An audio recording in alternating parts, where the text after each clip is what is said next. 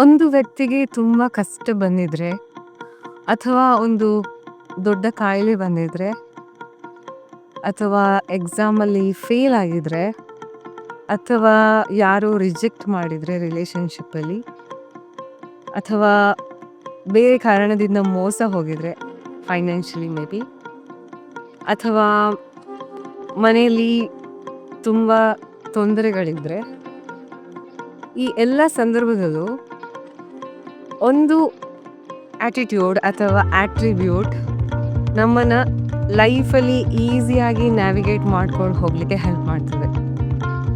ಕೆಲವರು already guess ಮಾಡಿರ್ಬೋದು. So ನಮಗೆ ಅನಿಸೋದು ಮನುಷ್ಯನಿಗೆ ಧೈರ್ಯ ಒಂದಿದ್ರೆ, ಕರೇಜ್ ಇದ್ದರೆ ಎಲ್ಲ ಥರದ ಸಿಚುವೇಶನಲ್ಲೂ ಈಸಿಯಾಗಿ ನ್ಯಾವಿಗೇಟ್ ಮಾಡಿಕೊಂಡು ಈಜ್ಕೊಂಡು ಹೋಗೋದು ಈಸಿ ಆಗ್ತದೆ.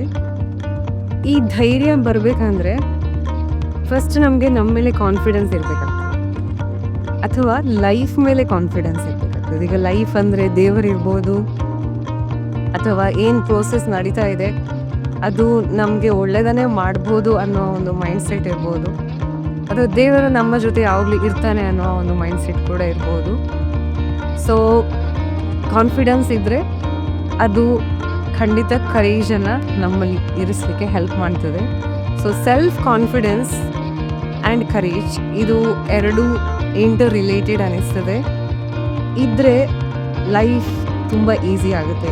ಲೈಫನ್ನು ನೋಡೋ ಪರ್ಸ್ಪೆಕ್ಟಿವ್ ಕೂಡ ಸರಿಯಾಗಿ ಇರ್ತದೆ. ಇಲ್ಲದಿದ್ದರೆ ಎಲ್ಲದರಲ್ಲೂ ನಾವು ವಿಕ್ಟಿಮ್ ಅನಿಸೋಕ್ಕೆ ಶುರು ಆಗ್ತದೆ. ಒಂದು ಹೆಲ್ತ್ ಇಶ್ಯೂ ಪದೇ ಪದೇ ಬರ್ತಾ ಇದ್ದರೆ ಯಾಕೆ ನನಗೇನೆ ಆಗ್ತಾ ಇದೆ, ಪ್ರಾಬ್ಲಮ್ಸ್ ಬರ್ತಾ ಇದ್ದರೆ ಯಾಕೆ ನನಗೇನೆ ಆಗ್ತಾ ಇದೆ. ಸೊ ಎವ್ರಿ ಇಶ್ಯೂನಲ್ಲೂ ನಾನೊಂದು ವಿಕ್ಟಿಮ್ ಅನ್ನೋ ಒಂದು ಮನೋಭಾವನೆ ಉತ್ಪತ್ತಿ ಆಗಲಿಕ್ಕೆ ಶುರು ಆಗ್ತದೆ.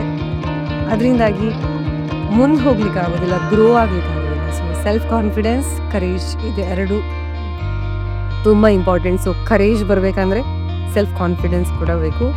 ಈ ಮೈಂಡ್ಸೆಟ್ಟಿಂದನೇ ನಮಗೆ ಲೈಫ್ ಚೆನ್ನಾಗಿರ್ತದೆ. Thank you.